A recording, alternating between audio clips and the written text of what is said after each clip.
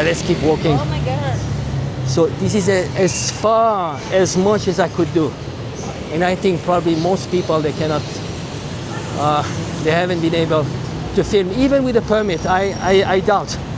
Just because the tensions are so high that they really don't want to put, to have, you know, some leakage of whatever information related to where Maduro is staying, where is he moving, because it's real, it's real. Anything could happen within the next week or 2 weeks. You see empty streets just because they need to protect the whole area.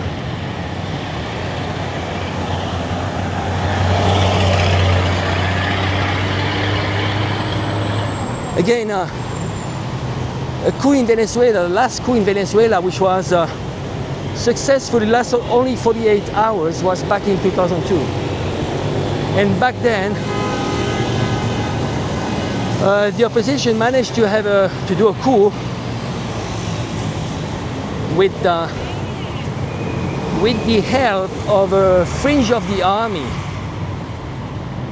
And basically they took Chavez for 48 hours and they managed somehow to get him back. But now it's different. Now it's different. I would say the society might be even more polarized than before. There's a fifth column, very active, that is willing to betray their country and side with the US. And a combination of a fifth column, blockade, more pressure on the economy, and targeted strike could make it possible to have a regime change. So we're living a historical time. I just hope nothing happens really. But I think it's important for people to understand what is happening here, what's the reality. But again, here we are close to the center of power. It is not representative of the mood in the streets.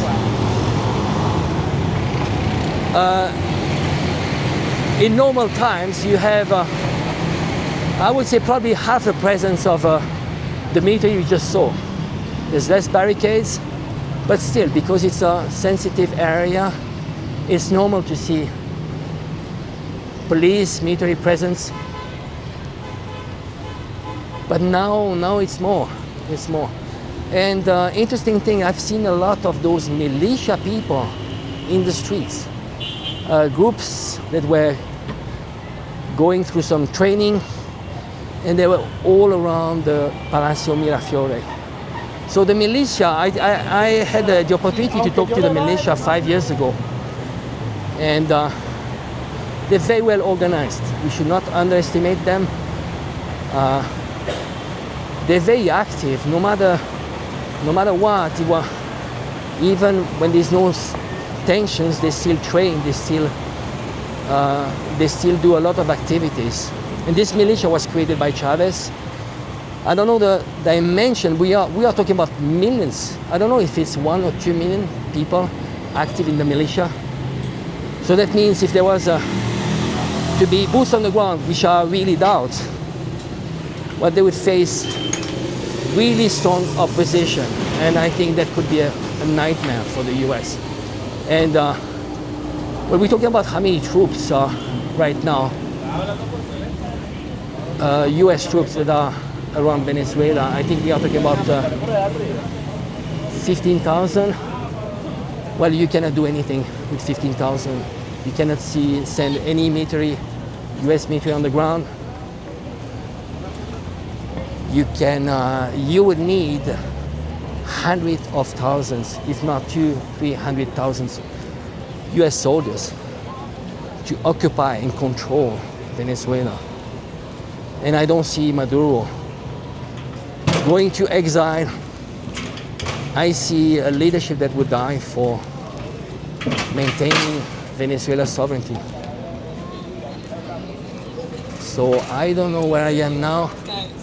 let's see. I think at some point I might get stopped. But let's see. But other than that, I've been approached, questioned, but very nicely, really. It's just when you're on the Plaza Bolívar, people come to you and ask you who you are and what you do. But no more questions. People are being very nice, including at the immigration. I feel the tension, yes, but again, they want to make sure is that you are not an agent, foreign agent, and also in terms of protection. Keep in mind that they need to know where foreigners are staying, what they're doing for their own protection. Because I think they feel responsible for foreigner security. So here we are going to get into another square. So where are we here?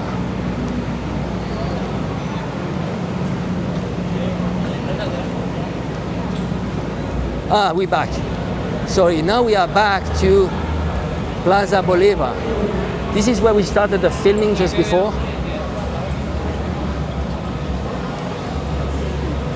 So usually this plaza is open. Just today, because there are sessions at the National Assembly, the plaza is closed.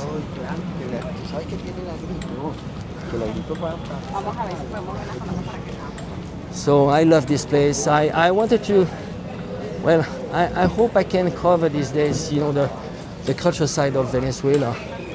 People are extremely nice, so friendly. People can turn into very casual between people that don't know each other. For example, there's the two which is you, casual, and there's the usted, which is the formal way to address people. But here the people are extremely casual. It's fine just to say, to be casual with people, to say tu, and they're very helpful.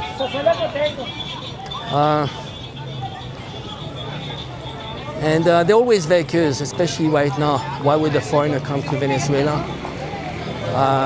To be honest, I used to see many foreigners everywhere.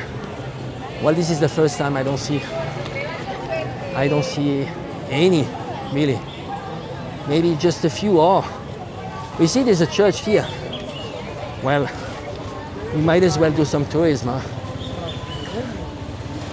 So let's see the church. I don't know, out of respect. I don't know if I can film. I'll try to have a quick peek.